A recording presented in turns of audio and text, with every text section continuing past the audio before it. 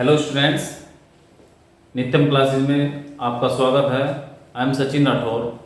Today I will discuss about a new topic of begin to and about to. How to use begin to and begin to. Let start.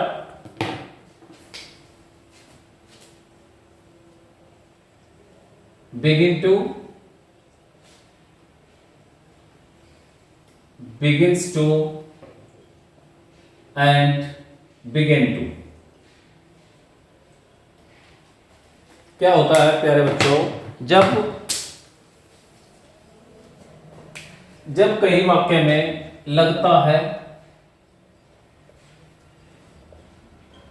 लगती है, यानी कि कोई काम शुरू होने ही वाला है या होने लगता है, स्टार्ट होने ही वाला है कोई काम, तो वहां पर हम बिगिन टू का प्रयोग करेंगे या बिगिंस टू का प्रयोग करेंगे सिंगुलर के साथ। जब हमारा सब्जेक्ट सिंगुलर होगा तो बिगिंस टू का यूज करना है, जैसे हम प्रेजेंट इंडेफिनिट में करते हैं।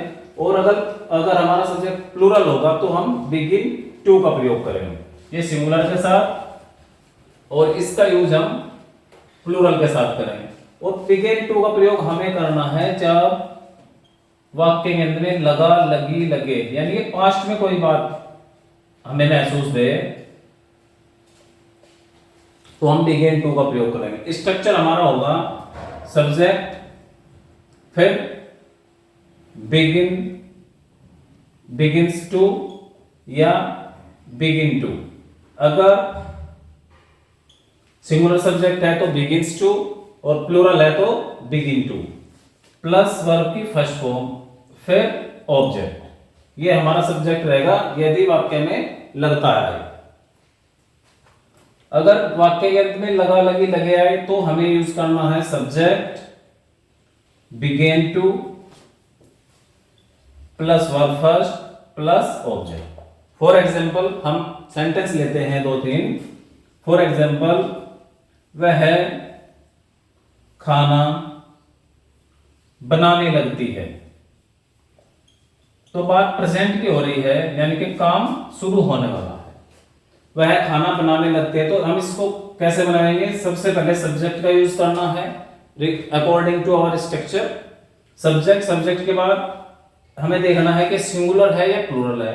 वह सिंगुलर होता है इसलिए हम बिगिंस टू का यूज करेंगे। सी बिगिंस टू, खाना बनाने की, कुक द फूड। अब बात करते हैं प्लूरल सब्जेक्ट की। मोहन नाचने लगता है,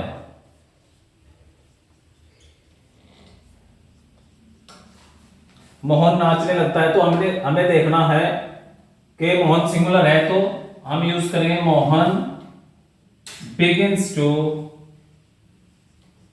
डांस। एक और एग्जांपल लेते हैं, मैं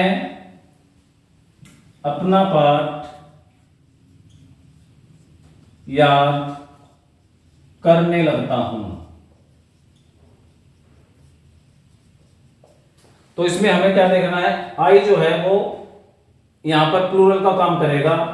प्रेजेंट इंडेफिनिट में प्लूरल होता है। I begin to learn my lesson. I के साथ अपने की जो अंग्रेजी है वो माई का यूज होगा, सी के साथ हर, ही के साथ हिज का यूज हम करेंगे। अब एक एग्जांपल लेते हैं लगा, लगी का।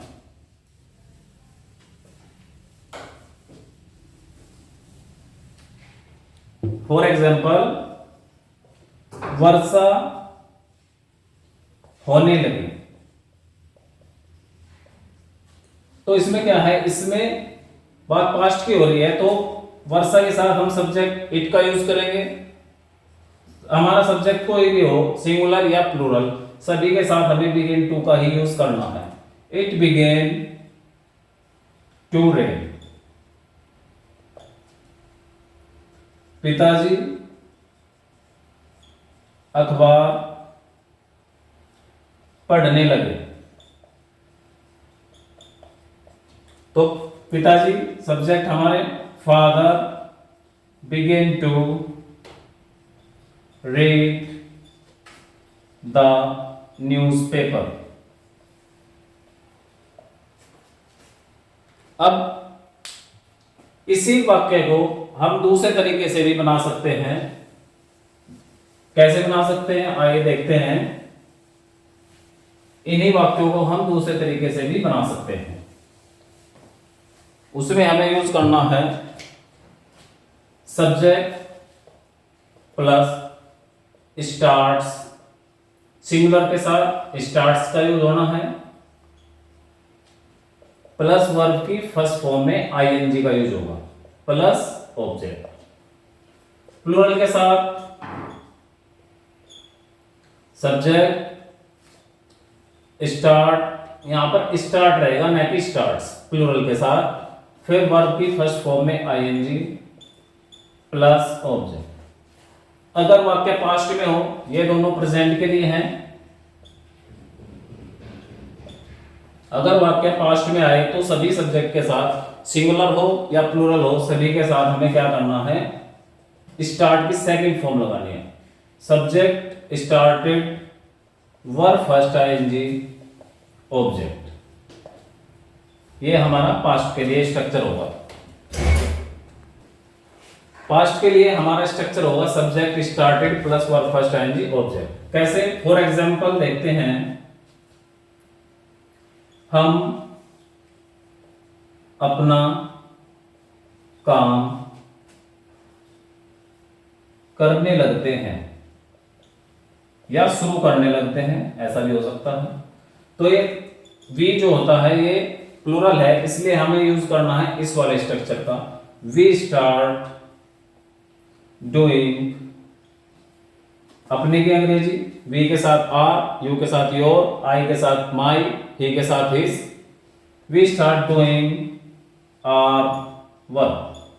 अब इसको सिंगुलर में देखते हैं कैसे हो सकता है। वह रामायण पढ़ने लगती है।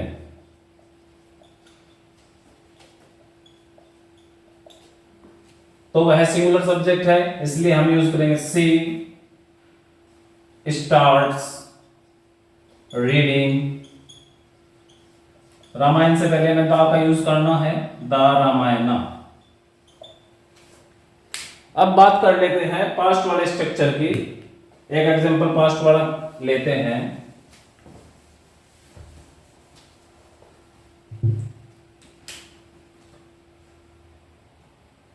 वे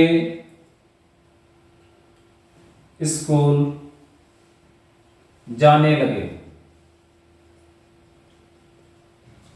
लगा लगी के सेंटेंस में दो यूज हो सकते हैं, दो स्ट्रक्चर हमने पहला अभी क्लियर किया है, दूसरा अभी हम बता रहे हैं। तो दे, ये पास्ट की बात है, तो बिगेन स्टार्टेड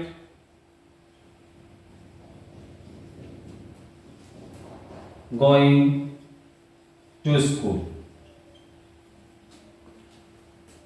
वर्षा होने लगी,